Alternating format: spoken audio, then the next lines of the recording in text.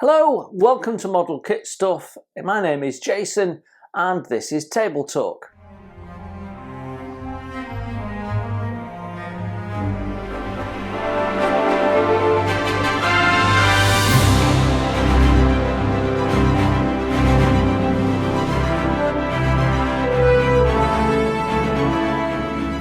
So yep, it's this week's Table Talk, and if you're one of my new subscribers this week, thank you for joining me. You're very welcome. I hope you enjoy your stay and you get to see lots of stuff that you're interested in. For those of you who have been subscribed for a while, you know what's coming up, but for those that perhaps don't, we're going to have a quick chat about what happened during the course of the week, and then we'll have a bit of a chat about what's coming up next week. And to be honest, not a lot of modelling happened this week. It's been fairly quiet. My focus was pretty much on getting some editing and bits and pieces done. So wherever I've had a spare moment, that's what I've been doing. And I'm pretty much edited up to Saturday coming.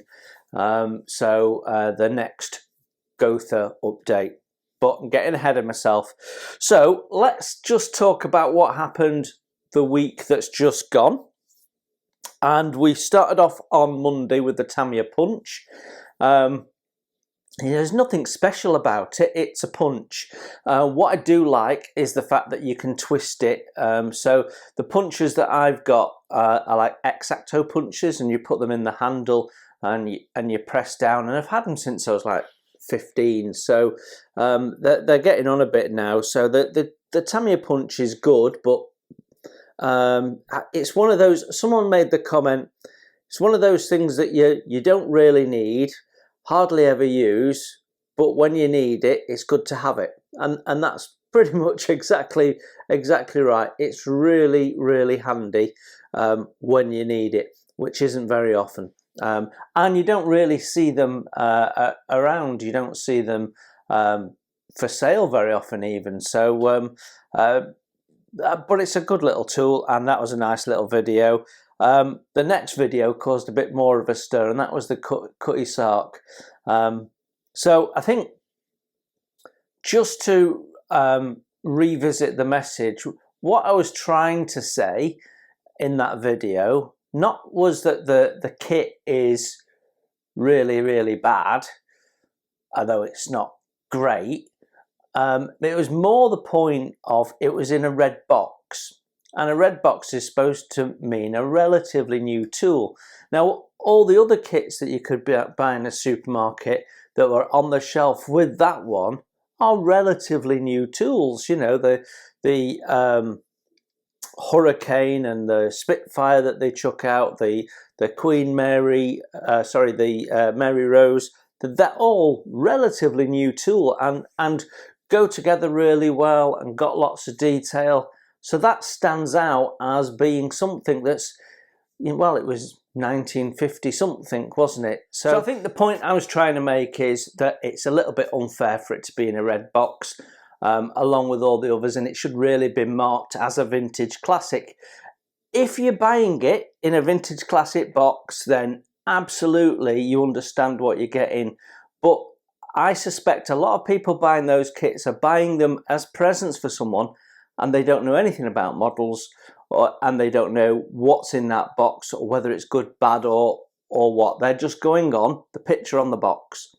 So yeah, and that is really what I was trying to say. The model itself is massively showing its age, but a good modeler could make it look like something, you know, replace the masts and the spars and the sails and stuff, and you could create something half decent, you know, make your own masts out of bit of brass rod and stuff. Yeah, it could be a fun build, but I understand some people said they'd attempted it and chucked it away, and I totally get that. I've been there recently with their HMS Victory, the big one, which I built as a kid and was a lovely model, and when I revisited it and all the masts are warped and full of sink and more flash on it than you can believe, it was and so disformed that you couldn't make a mast out of it, and I just didn't want to do it, so it went in the bin. So anyway, there you have it. It got a lot of views, and it got a lot of people talking, and that's what we do it for. So that was all good. And then yesterday you will have seen part 3, the penultimate part of the Chipmunk build. Now I haven't edited the last bit of Chipmunk, so I don't know how long that video is going to be. I suspect it might be a bit shorter than an hour, and if that's the case, we might do a live stream as well. Don't know, but right now I've got all the video collected together, and it's in the editing suite ready to go. So don't know. So that will be not this Saturday coming, the Saturday after, and then that'll be Chipmunk done. So because Chipmunk is finished, not entirely happy with it. But I've got it where I intended to get it. It's got the little additional scratch built lamp on, and actually in the end I got the engine together better than I was expecting, and the cowlings and stuff. But I've had some issues with the canopy not quite wanting to go down. That again could be me. Like I said, I've rushed this a little bit, and unfortunately it shows, but it is done. So that's my second model of the year finished, so all good. So that's pretty much what happened on the channel in the week. What have I been doing in that time? Well, started off the week with a little delivery. So I've got my stickers. They arrived in the post. Thank you very much, Paul or Sue, whoever posted them. All good. So I've got them on my small little cutting mat there, so I can move them out of shot when I need to and keep them in shot when I want to. So brilliant. Thank you very much. So that is the just in case you've not seen them, it's Rally Car Miniatures. Chris Cumber. If you go on the live stream on a Saturday, Chris is always on there. Ice Queen 7, Plastic Monkey Scale Modelling, and of course Nigel's modelling bench. Now, talking of Nigel, I had a little chat with Nigel back end of last week, and was asked in the conversation we were talking about CSM, Copper State Models, and he said he'd built one of their armoured cars, and it was awesome. And I had these arrive, so I wanted to have a look at them. So during the course of this week, I did record a first impressions for this, which is a really unusual looking First World War French aircraft. Basically, the fuselage is that little bathtub affair there, and then the rest of it is some sticks and a bit of string and some material, and they fly it, believe it or not. So it's a stunning looking model. I've done the first impressions with it, and I was really impressed. So much so that I'm going to do something different with that one. So yeah, look out for that coming soonish. Won't be next week, but I'm not sure when I'm going to slot it in, because I do have a schedule. But yeah, it's a really nice kit. So 1/32 scale, as is this. This is a Newport, which again is another French Great War fighter. And it occurred to me that it might be a good opportunity to compare this with a Wingnut Wings kit. So I think I'm going to do that, and I'll tell you for why.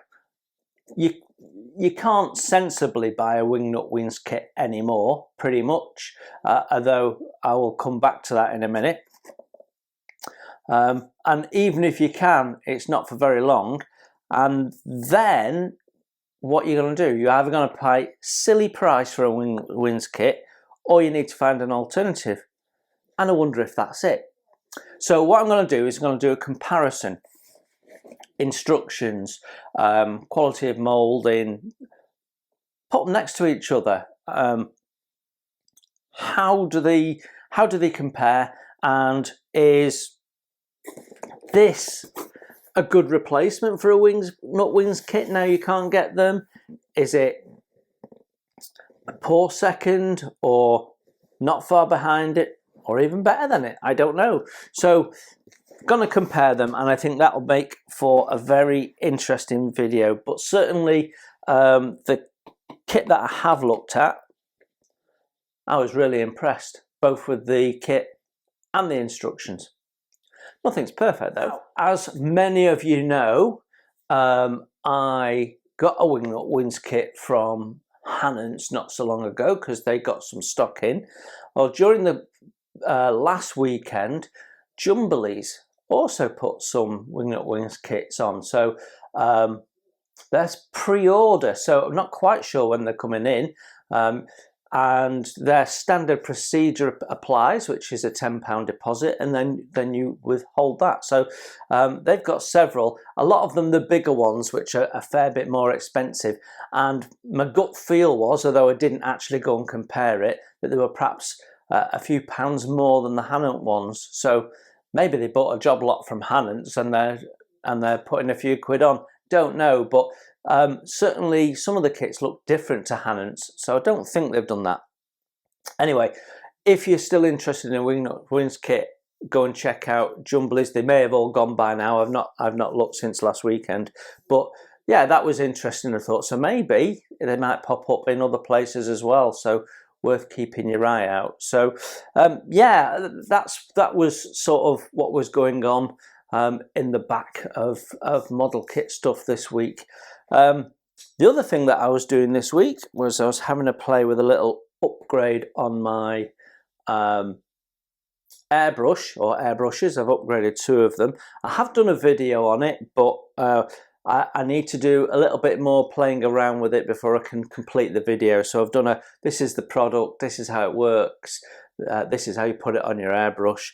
I now need to do some playing with it, but basically it's an air regulator in line on your airbrush, so I can twist that there,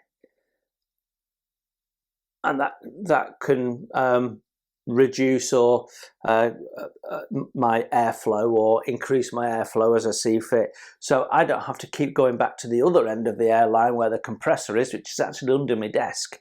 So that's a lot more convenient.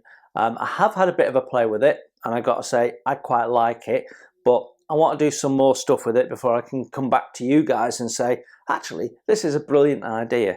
So it's similar to an inline Mac, but because this is a harder and steam back, we go for the slightly different approach. So rather than a little screw, which you'd get as an inline Mac, which you can do in pretty much any brand of airbrush, this has got a little bit more control and finesse, I think. So anyway, been having a mess with that, so that was something else that we did this week. Like I say, not a lot of modelling's gone on. I have managed to put down the base colours on the inside of the goater. I know you can see ejector pins, but they're all hidden, I assure you. So yeah, ready for doing the wood grain effects in there. And at the same time, I was the other way around. I was doing this, so did that at the same time. This is my floor pan for the commercial group build, which is a German fire truck, isn't it?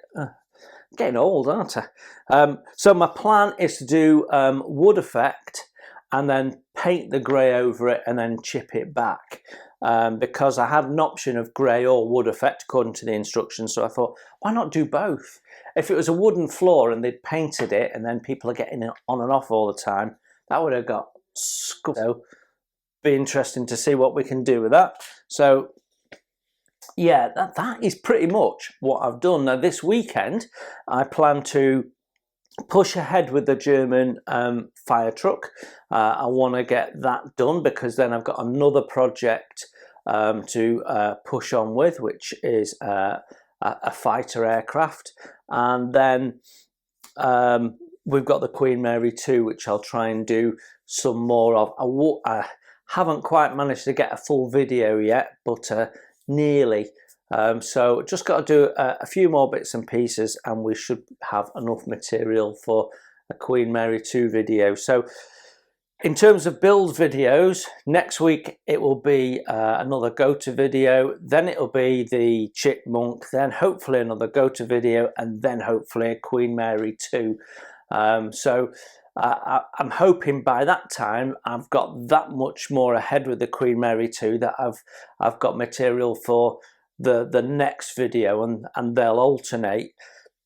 But if not, I've got some backup plans in the wings, so we'll be okay. Right then, what's coming the week ahead? Well, Monday, I'm going to share my thoughts on doing an Ice Cold in Alex diorama. Now, I meant to do this last year when the Airfix K2 ambulance came out, and I meant to do it, and I never got around to it, and I finally got around to it, got it all videoed up, and it's edited and it's loaded up and it's sat there waiting for its go live date. So it's not really this is how to make a diorama. It's really thoughts on what you could do as a diorama, because there's a number of scenes in the film that you could do a diorama, and I share what my plans are, and I also give you a look into another K2 ambulance model that you may never have had a look at.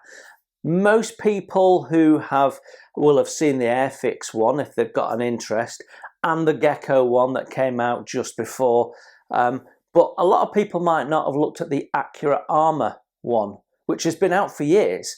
But because it's a resin kit, a lot of people won't entertain it because of the price. But not only that, they do a run, and when the run's sold, that's it, and they wait until there's enough interest to run it again. Now, as I last looked, currently a week or two ago, it was still in stock. It was in stock. They also do a beautiful version of it as an RAF version of it, or an ATP in pale blue, but that one's not in stock. So I'm hoping Airfix do that, because that would be awesome. And we certainly know they've got more plans for that. So that's quite interesting video, I hope, on Monday. And then on Wednesday, we've got an Edward 148 First World War kit to have a look at. And then, as I say, Friday, go to, and then you'll be back to the next table talk, and we'll tell you what's going on from there. So, yeah, that's it. In the garden this week, nothing really to report, so we're not even going to look at it this week. Things didn't really seem to grow. It's been cold and miserable, and the sun's not come out, and I think the plants just decided to have a week off. So not much happened. The tomato plants have grown a bit. Hopefully this weekend, if the rain holds off, we'll get a number of them potted up, and then we'll have something to talk about next week. But nothing in the garden, but something happened in the kitchen. Finally, the kitchen is finished. Today, and I'm recording this on the Friday, the day before you see it.